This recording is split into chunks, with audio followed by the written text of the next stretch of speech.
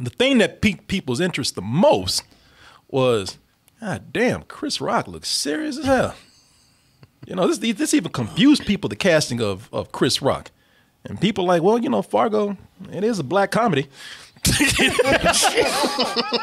got confused. Yeah. Shit, what better way to get at that than a black comedian? I'm looking for a new black comedy to get in.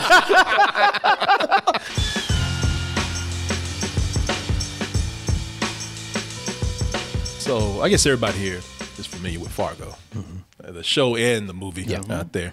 Because if you are familiar with Fargo, if you ever watched the show or the movie, you know, in all of those, there's usually this theme of some dumbass who has criminal aspirations, trying to act usually beyond his or her mental capacity for crime. Yep. And up over and over and over and over again, usually leading to their demise.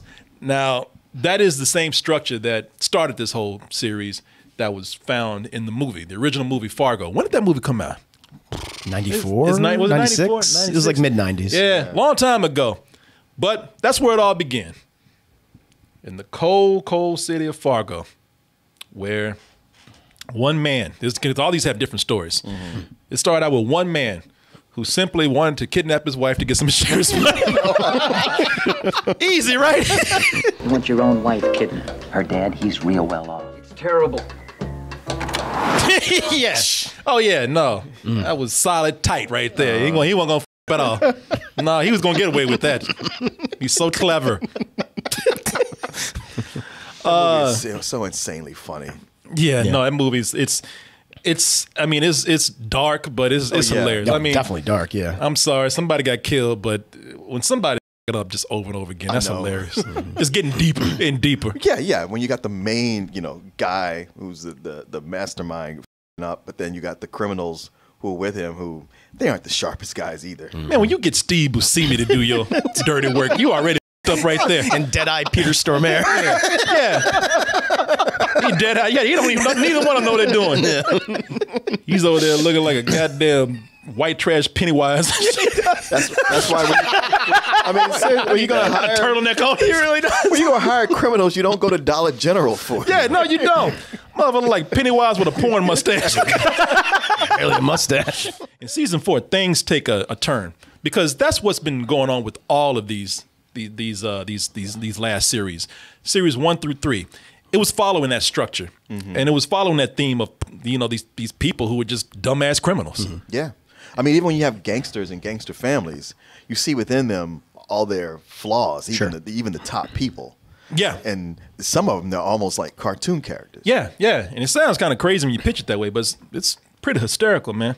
But in season 4, this time this moves more away from Fargo and goes into something else that the creators, the Coen brothers, did. This feels a little bit more like it's going into Miller's Crossing territory. It's a dream, Tommy. I'm praying to you. Just shoot his ass and make him shut up. There's a squirrel looking down here. Do it! Do it, man! Just shut him up. Hey, I'm trying to get some sleep over here. Birds are going by. Do it! Squirrel comes down. Give it to me. Damn it, shit. The biggest thing that piqued people's curiosity with this one, because there's a lot of stuff different. Not only are we starting to get into more gangster stories, and it does feel like these gangsters aren't exactly the dumbest people that we've seen in the past. Yeah. This is not even set up in Fargo. Yeah, Kansas. In North Dakota. This is in Kansas City, Missouri. And the thing that piqued people's interest the most was, God damn, Chris Rock looks serious as hell. You know, this even confused people, the casting of Chris Rock. And people like, well, you know, Fargo, it is a black comedy. He got confused. Shit, what better way to get at that than a black comedian? I'm looking for a new black comedy to get in. You know, and this could use probably more laughs here. Yeah. You know, the comedy stylings of Mr. Rock right here. But Mr. Rock said, yeah, ain't nothing funny about me here. Not today. Today, I am a dramatic actor. Chris Rock. Why is he so serious? Because he plays the head of a crime organization there, a black crime organization that hopes to gain territory in Kansas City, already controlled by the Italians. And some people are saying, well, you know what? How long can you keep the same themes up? I, for one, welcome change. Are those changes worth it? Gonna scare some fans away or gain new ones? Let's go ahead and take a look at the trailer for Fargo Season 4.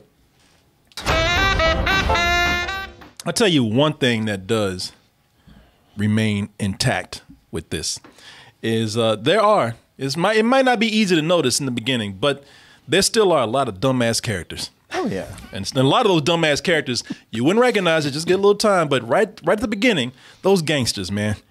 Those gangsters that look so tough, that look so scary, don't let that shit fool you. They're f***ed up too. That's one of the reasons why they can't succeed. Mm-hmm. They got this stupid ritual of keeping the peace where they get into a room, the two warring sides, and they do some goddamn Greek show stumping and shit. And they swap sons. They swap their kids. Yeah, the youngest son. The youngest son has to, they swap their youngest sons and they have to exchange that and go live with the families. Why? Because they feel like that would that would keep the peace. Yeah. Even though it never works. Yeah. they showcase that in the beginning.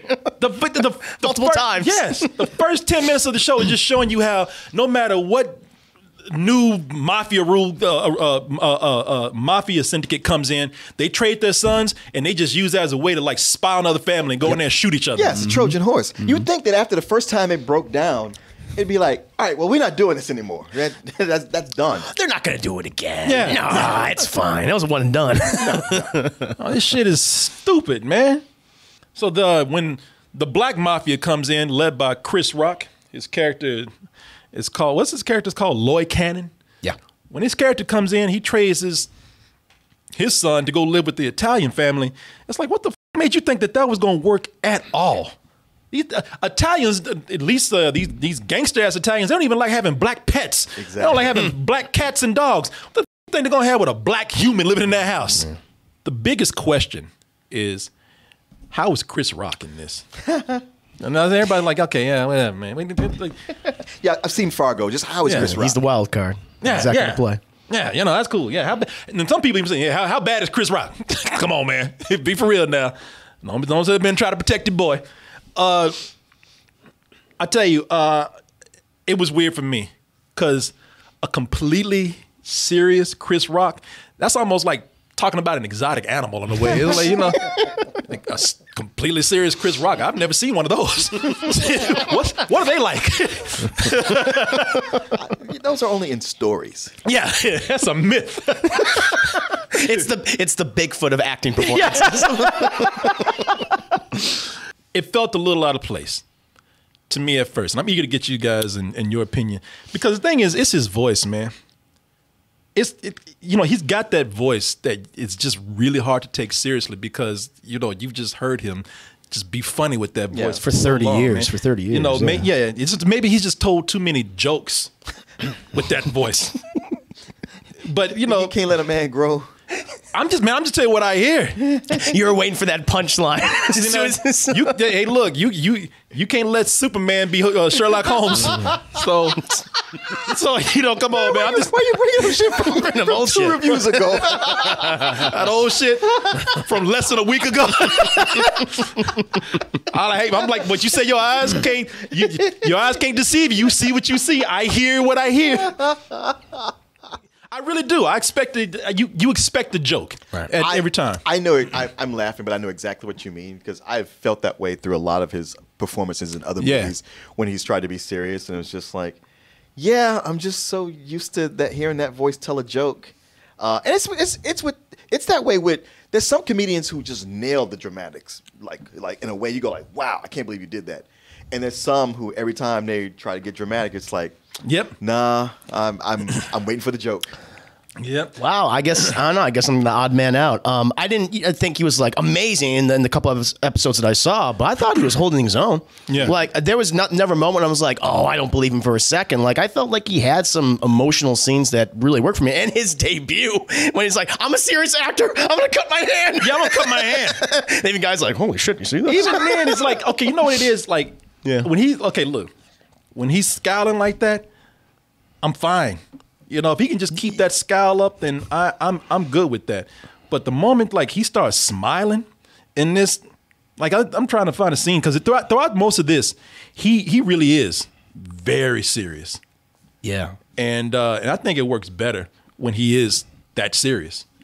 But every time I see them teeth, every time I hear his voice and he's smiling, I just hear like, "Good Lord, I can't wait to shoot me some Italians." Yeah, like, that just never crossed my mind when I was watching him in those first couple episodes. I was like, wow, I was actually kind of impressed that he was holding his own with some of these other people who are better than him, but I didn't think he did a bad job in any of those scenes, and I thought he sold the dramatic elements, the dialogue that he was given. Now, see, Chris, you didn't let me finish. I'm sorry. I apologize. As I was trying to say, I felt like Corey with Chris Rock's dramatic performances up until this one. Mm-hmm. This is one where I was with you, where I was like, you know what? I'm not feeling like he's about to tell a joke. He's being more serious, and I buy him. This is probably his best performance as far as that goes. And it is with him being stern and keeping it held in. Yeah. Now, he doesn't have a lot of range. And when I go like, oh, you know what, Chris Rock, he's a better actor. I think he's gonna be all right. Until he's in a scene with Glenn Turman. That's exactly what I was gonna say. Who's a real actor, and you're like, just put the two of them together. And it's like, yeah, okay, wow, the difference is glaring. Exactly what I was gonna say. When he's there with Glenn Turman, he steals every scene from him because he's a better actor. Glenn Turman, who plays Dr. Senator in this, he has to play an older, wiser gangster here. And he's trying to actually, keep everybody in line. He's the guy that's really running the business behind the scenes, and it's just that kind of character combined with that kind of authority that character has, combined with a seasoned actor. Yeah. I'm just like, all right, yeah, man, your weaknesses really show when you are around him. Now, that being said,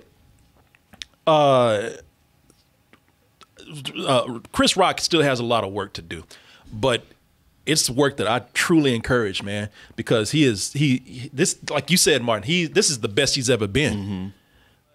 I've always thought that Chris Rock had the potential to be somewhat of a more serious actor, because I know he's kind of aspired to that. He did Nurse Betty, and he even said Nurse Betty, that was early in his career, too. Yeah, he said, I'm not really ready for this. I could tell when he did Top 5, which I liked. I enjoyed it. He directed that and he wrote it. And there are moments in there, he's being Chris Rock, so he's being funny, but I could see glimpses where he's like, I really kind of want to be a Black Woody Allen right now. I don't feel like doing funny movies anymore. I don't feel funny. Save some of that stuff for your Times interview. He's doing a story on me, no snitching. I thought he was a pretty decent leading man in that too. Not perfect, but not great, but decent. No, I'm with you on this, man. Mm-hmm. I think Chris Rock is actually pretty good in this. Yeah, I mean, even because they do present the black criminal syndicate as the underdogs, but you do feel for them, especially because unlike Jason Schwartzman's character, who's, he's serious, but he's kind of a goof as well. You could tell it's like, you should not be in this position of power. I think they make that obvious, but they do present Chris Rock's character in a positive light, especially how he interacts with the son of the mafia when he gets them, like before they go to the house where that kid's be able to see his mother again. Like, I like when he gets on that kid's level and like speaks to him as a human being. So that was the warmth coming from him. I was like, I really bought that. Yeah. So they show two different sides of him, as actually three different sides: the businessman who actually cares about his family and community, the father, which I really enjoyed, and also the criminal element. Yeah. So I thought it was a good balance so far of a pretty solid performance. Nah. If you like what you saw in the 2 episodes that you saw, you're gonna like him a lot more. Okay, he grows. Fargo has never let me down. Yeah, he grows into that. He actually grows into that character. Okay. That character, Chris Rock is very strong when he actually has to, be very intimidating, which he does get to at a certain point. In episode 1, or maybe it was episode 2, there's a long ass fart joke in there. Did you see this? Yeah. So, all right, whatever. Let that slide. It was there for a particular reason, but as it goes on, there's another 10-minute long gag with nothing but farts. It's every fart that you've heard from every sound effect catalog in every show on TV. They went through all of them.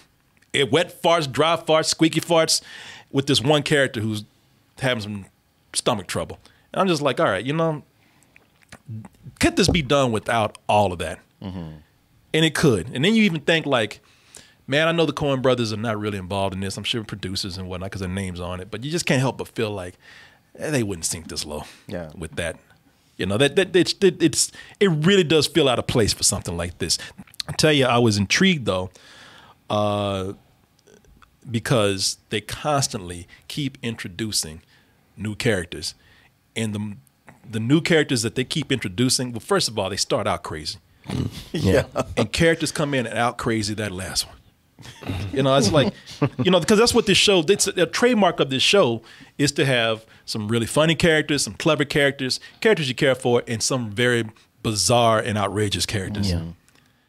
And they get introduced almost in every episode. There's always a new one. There's another one coming in, just kind of like, God damn, I'm still dealing with this one. Now I got to deal with your crazy ass coming in now. And for anybody who's watching this, it could get a little overwhelming in a way.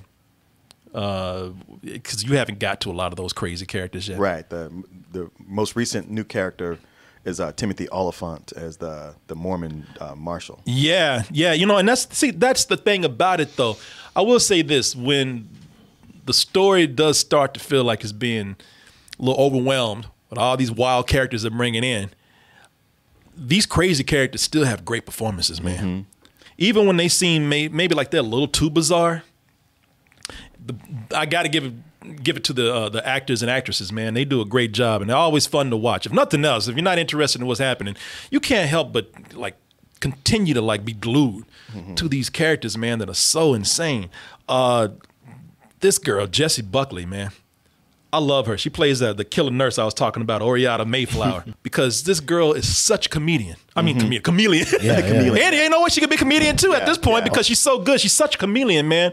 Wow. And I got to tell you something. It's just something that's, and I'm going to go here. It's just something completely hot about her with this character. That insanity, the craziness she got, that accent. She has this like that Minnesota accent. Hey, you know, yeah, sure. Yeah, you know. I know. I thought that at first, but some of the things she's up to, and that little walk of hers, it's like, ew. But she's got that, I don't know, but that little walk just makes me think like, man, she would just unleash on you. She get you in the right place. Yeah. I mean, much like a praying mantis. She's got that red hair, and it's something about she's got that weird mouth that I find so attractive. She's like she just had a stroke, she's Sammy Davis Jr. or something. That mouth stays on the right side of her face. I know. She's always talking on the side of her mouth. Yeah, it does not move. These are crime stories that are very violent. And there's moments where they do have drama, deep drama that works very well. And then they manage to come in and fit it with these characters, like you say, are pretty much cartoons. And they walk that balance very well. And Jessie Buckley is that insane killer nurse. She's one of them. But again, you were so her performance. And when you realize all the other stuff that you've seen her in, it's like, Jesus, man, this actress is great. Benny's, Zoomers, little chicken powder. I've had a world-class day. Holy Christmas. I mean, just so far, the stuff she's doing, I'm like, why? Yeah. She's doing it because she's crazy. Yeah. I mean, maybe there's a reason why. I don't know yet because I haven't watched all of it, even though I got 2 more episodes left. But yeah, man. Well, the show's also very unpredictable. Yeah.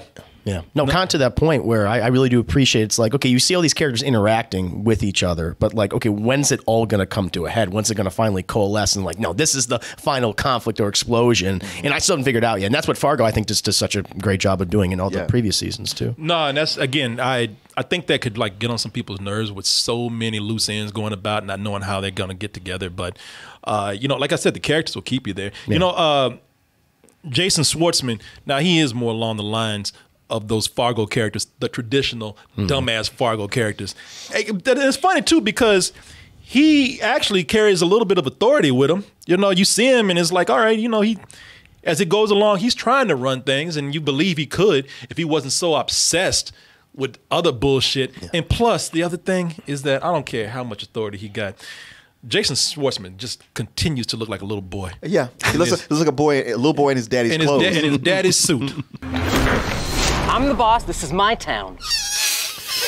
You know, don't help him. They put him out there and playing the playground with kids. Even that mustache he got, I mean, on him, even that don't look real. He's overcompensating. Yeah, they put him in the baggiest clothes to make him look like he's just shrinking at him. Yeah, Timothy Oliphant, man.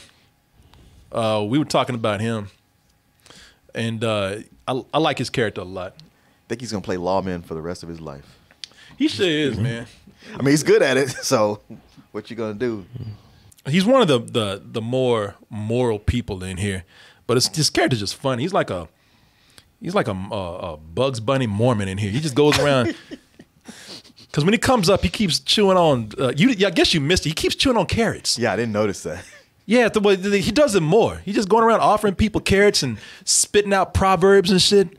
But he gets the job done. And because that's the thing, man. At first you think it's going to be because it's Fargo. It's going to be an incompetent character, and he does say a lot of stupid shit that gets people laughing at him. These subjects are to be considered armed and extremely dangerous. Alpha team will enter through the main doors. Beta team will penetrate through the rear. Yeah, shut the up, man. No, I'm gonna fuck somebody in the ass. I'll keep playing. Nah, he really is one of the he's one of the few characters in here that is really trying to be on the side of law right here, even though he does something. But see, that's the thing that I like about this, because he says some things, he does some things, and even those things seem like, oh man, this cop, man, he's pulling that cop shit on people. But when you realize you're dealing with people who all somehow, even the most innocent people, have a small tippy toe dipped in criminality. Yep. It's like you have to root for the less of all evils. You can't help but root for this guy. I'll tell you why in a little bit. Because for one, he's chasing these lesbians. 2 cons, you said. Are you up to being outlaws? You know, you look at you get characters like this, and you see how people interact with them, and it really makes you want to root for certain characters. Oh, but yeah. But when you're dealing with people like this, it's just kind of like, Jesus. They come in and it's like, yeah, you guys you're too much of an agent of chaos. They really are, man. I tell you, the reason why they made me angry, man. First of all, they make me angry because they're pieces of shit. They know they're gonna do what they want to do. But there's another person who's sort of the true moral compass of the show. You know, the person who has a good heart, and that is the character of Ethelrita Crutchfield. I don't know this, I'm gonna try to say this girl's name, Emiri Crutchfield. Oh well, shit, I guess are they related? I'll put a wrong name somewhere. Anyway, she has a family in the show. Did you see this part when the 2 lesbians escaped and they went to the family? Yeah. And the cop shit, are you talking about when he interrogated her? Well, when he interrogated her and this family that's related to them, it's just like, you know, I want to actually root for her family. Oh yeah, I want to because it's nice seeing a loving family in this. It's nice seeing people get together. But that's her one of those the crazy ass chick. She is the sister of this girl's mother, and it's like, you know what?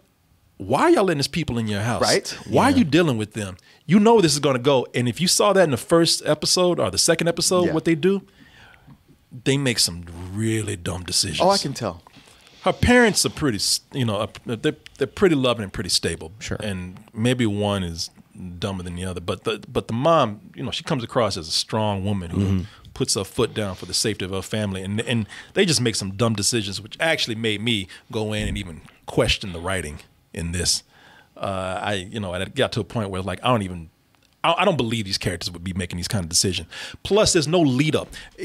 I would love to talk to you about this. We have to have when you're done with all these, we'll have to have sort of a spoiler conversation about it, because they make decisions that happen out of nowhere. Okay, there was no lead up to this. Why would you all of a sudden decide to do this criminal act when you had no hint of that before at all? And that's what happens with this family. And it just kind of, yeah, it bothered me a little bit, man. Okay. I will say that when you have the two lesbian couple when they enter, I felt they were the most ridiculous characters introduced so far, and where just like the dynamic they had between them just did not feel natural to me. Even when like they're by themselves, like when they finally escape prison, it really is some Looney Tunes type shit they're doing with them. Where it's even like the other one, she has a very corny accent, and I just wasn't really buying. And you know what else about them? Like I enjoyed them for a little while until it got to a point where you could tell that they're here just so they could be used as a tool for something else. Okay, yeah. I'll put it on you. So these lesbians right here. this tool. Yeah, this tool Speaking right of this here. tool. This bearded, hairy lesbian right here. No, there's something that has to happen. There's a plot point that has to happen. There's something that needs to, they need something so that it can like be a solution to something else. And these characters are introduced just for that thing. Right. As far as I see right now. Okay. The Italians, to me in the beginning, they, let me see if I can find a picture. The Italians here, they kind of are introduced as just typical gangster types. They're going around, and I guess all the gangsters here in certain scenes, they're just doing male posturing. Yeah. Getting up in their faces. Can't, showing no empathy or sympathy for anything. Can't wait to shoot something. Right. I'm taking over this just because I'm going to show you. It's all about power. And so I think that's one of the things where people might be disappointed with this, because Fargo was dealing with just kind of everyday, average, ordinary people. And that's why they weren't really just dumbasses unless they just, again, tried to get over their head. And that's what happened. They're everyday, ordinary people who have no business trying to do crimes. Mm-hmm. If they just, as the kids say, stayed in their lane. Yeah. These are true gangsters right here, man. And with that, you get more of the gangster stereotype with them. The black equivalent of Glenn Turman here, Dr. Senator. Uh-huh. They had theirs, which was this actor right here who I couldn't believe was 55. Jesus, this guy Francesco Acquaroli. He's 55. They must have aged him up. I guess. I hope. Because I looked at him, I was like, God damn, 55. Unless I read wrong, and I was like, he's just put a turkey in his vest right there, and just put some makeup on him. But I thought that these gangsters are. I wish they could be a little bit more, but they're just being typical gangsters right now. And that brother that you were talking about, what's his name? Salvatore? Yeah. Oh, man, that guy was, so they got this big-ass Italian in here, man. They call him the Bull. Salvatore Esposito. Is that the character's name or is that the actor's name? Esposito is the actor's name. That's it. There you go. Yeah, Salvatore Esposito. That's the actor's name. He's a big-ass Italian. Yeah. And he's actually very interesting because he's the wild card that's brought in. Oh yeah, he's the wild card. His eyes are bucked every time he talks, and everything is like this. Yeah, was that right? Huh? He's like a big ass, roided out, psychotic Mario, man. I ain't trying to be stretched because they everything. It's like this, and his eyes are always. And there was one part where he was doing that eye thing way too much. Oh yeah, yeah, it gets a little cartoonish. I tell you, there's a thing with him too. Is like I see with some of these stories where they introduce too many of these eccentric characters, that the criminal part of it, they start to just do things that don't feel natural. Mm-hmm. Again, like with the family that I was talking about earlier, there's a lot of these things where these criminals all of a sudden they change allegiances. They change their feelings. Even after they just get through beating somebody's ass, next scene is like, I owe my life to you. It's like, that's, things happen so quickly. Mm-hmm. Characters flip so suddenly. And I think it's because they have so many characters that they have to already work with that they don't have time to actually make these natural transitions where these characters change. Yeah. You know what I mean? Yeah. If that makes sense. Yeah, it makes sense. Like, I can understand if a character wants to change their allegiance. I can understand if somebody all of a sudden decides to do something criminal where they show no inkling of that at all before. But you got to have time to develop that. And they don't. Because they're going so many twists and turns because they got so many characters in here. Yeah. Jack Houston's character in this. Jack Houston's character, this guy that had he was in Boardwalk Empire. Yeah, Richard Harrell. Richard Harrell, yeah, he was just in Antebellum. You probably seen this guy before. If you see him, you recognize him, mostly with a mustache. He usually has a mustache most of the time. He does not in this.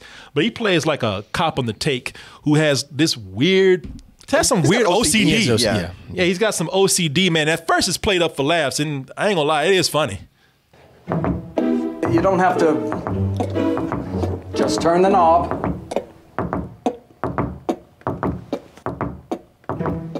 That motherfucker open this door. Like, just go open it for him. He's like, shit, if you don't open that door, I'm gonna toss his ass out the window. Even that got me at first. I didn't know what he was doing. I thought somebody was in the bathroom. I know, I did too. Yeah, it took me a while. I mean, he does that shit for a long time. Yeah. And Let's do it 5 times. Somebody chest said, "What's the?" When he's got all the other cops and they're going through a house, he's the primary on the door. It's taking so long. They over there with guns cocked and shit, ready to go.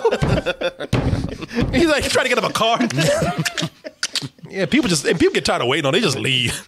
But he's given later on. It's played up for laughs early, but later on they definitely give him some backstory about what led up to his condition, what his childhood was like.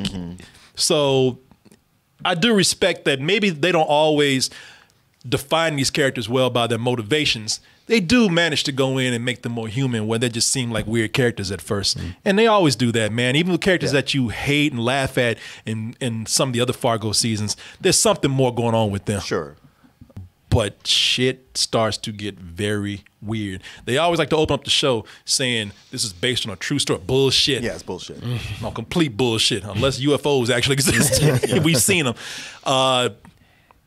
Fargo, the series, takes place in a complete fantasy, almost sci-fi type world. And it barely comes in. And did you guys see any of that here? No. There's a point in here where it is like, okay, I don't know what is going on with that. It's a whole, it's like a character from another genre just walked into Fargo. Okay. And they are lost. They don't, it's like you actually want to ask them like, do you need help? Do you know where you are? Because I think you're lost. I can't say what it is, but you'll see it, and I have yet to see what it has to do with anything. What does it connect? Yeah. I don't know what it connects to at all, man. But in that one episode, they had a UFO that showed up out of nowhere, and they have something similar like that here. And the UFO showed up because it's a throwback to a Coen Brothers movie. They do that with dialogue and everything. Even here, one of the characters says, "You got a panty on your head." That's from Raising Arizona. Yeah, so. Yeah, somebody in the chat said it's some X-Men type shit. Or not X-Files. X-Men too. Oh, Jesus. No, it's some X-Files type shit happening. Okay. Interesting. And it's just very small. And and they do it and you forget about it. And then they pop up again. I'm like, what the man? It's happening. As you start getting the later episodes, let's say around 6 and 7, that character, Rabbi Milligan, he starts to play a bigger role. And Ben Whishaw plays him. And that's when the real heart of the show starts to come in. Okay. He was one of the kids, one of the sons that was swapped. He's an Irish guy that was swapped when he was doing that whole thing with the tradition with the sons. And he's forced to do some really horrible things at a young age, and he's looking for some redemption. And the way he's kind of doing that is with Chris Rock's his character's son, the guy that Lloyd Cannon or Gannon or whatever. Yeah, he's very protective of the kid. Yeah, and you root for them, man, because first of all, the Italians treat them both like shit. The little black boy and Rabbi Milligan, they got them locked up in a dusty, dirty-ass room, and meanwhile, the Italians are downstairs eating a big-ass turkey dinner, and upstairs, they eating PB&J sandwiches. I'm sorry, there wasn't even no J on that, just straight up peanut butter and bread. Yeah. And it just makes you angry because over, as you said earlier, over in Chris Rock's family, they're treating the Italian son with dignity. Yeah, I like the dichotomy that they show between the two households. Yeah. Nice. But you really root for them because he's very protective of Chris Rock's character's son. Yeah. And he's doing that because of the cruelty that he sees. And he doesn't want to be that. all these people are criminals, man. All of them are assholes. And that's what I kind of liked about it, because they do stop to make a point that, yes, America was very shitty to its people of color. Mm-hmm. You know, and there's a shameful past for how black people were treated as second-class citizens. But at the same time, it's like, man, you know, that's cool, but assholes and assholes. You know, y'all are shitty people, man. Anybody who would trade their son in for power, that person's not that good, man. Right. So it's really hard to root for any of these people. But I do like that this is kind of commenting on the state of America right now. Again, this was shot before any of this stuff went down. But there is a message about all these, like we said at the beginning, all these criminals, man, they can't, you know, they do this tradition of trading sons and haven't learned a thing about that. You know, they never stop to look at the children and learn how can we learn about different culture and maybe work together so that we can make one big criminal empire here. That's true. They're just constantly no one keeps power because they keep undermining each other. And it's kind of like an analogy for America. It's like, wow, man, you know, if we all just stop bullshitting and just learn how to get along, this country really could be this great thing that everybody the myth. They live up to the myth. Yeah, exactly. I don't know, man, if you guys can even give a rating after 2 episodes. I don't feel like I can, but I'm liking what I've seen so far. Yeah. As a matter of fact, with the second episode, I was like, well, I'm liking it. I don't know if I like it as much as the others. But then just my little bit of getting into the third episode had me going, oh, shit, this is getting good. Yeah. And hated that I had to tear myself away from it. Yeah, what do you think about 2 episodes? You know, 2 episodes in, I'm really enjoying it. But yeah, like Martin said, it feels like the weakest season. But even though I say that, it's still great television. Yeah. You know, like, I mean, as you brought up before, it's shot beautifully. Noah Hawley, he directs the first 2 episodes, and you could tell because he has an eye for cinematography. I like most of the characters so far. There are a couple who I'm like, okay, I don't really see what impact you're gonna have in the story except to annoy me at this point. So, but I'm gonna give it the benefit of the doubt. I'm gonna see it all connects together because, like all the previous seasons of Fargo, all these characters do eventually cross paths, and it comes to an end for a lot of them. So yeah, no, I'm still looking forward to checking out the rest of the season when it's all available. Since I have 2 episodes left, it might change hinging on what the ending is. It might be something crazy because at first I didn't know. I thought it was 9 episodes. And I was like, shit, if you in here, then this is we got bullshit. a problem. Yeah, exactly. But no, you know, 2 episodes in, because right now it ended on something really crazy. They always have some sort of act of God that comes in that's insane, and it ended right on that. Oh wow! And it's almost like a Wizard of Oz episode too. It's man, it's a lot of experimental crazy stuff going on with this. But I'm glad you told me ahead of time. Yeah, but you know, you just have to see for yourself. It's funny because the performances help out a lot. That's what keeps you in there. But having so many of them kind of takes away from the story. Still, though, I was into it, man. By the time I got near the end of the episodes that we got, and I give it a high matinee. Okay. Yeah, I enjoyed it, man. Yeah, if you like this, if you like the previous episodes, just be prepared to say it's not as good as those, possibly. But it's still better than a lot of bullshit that's out on TV. Oh yeah, yeah. I'll tell you that right now.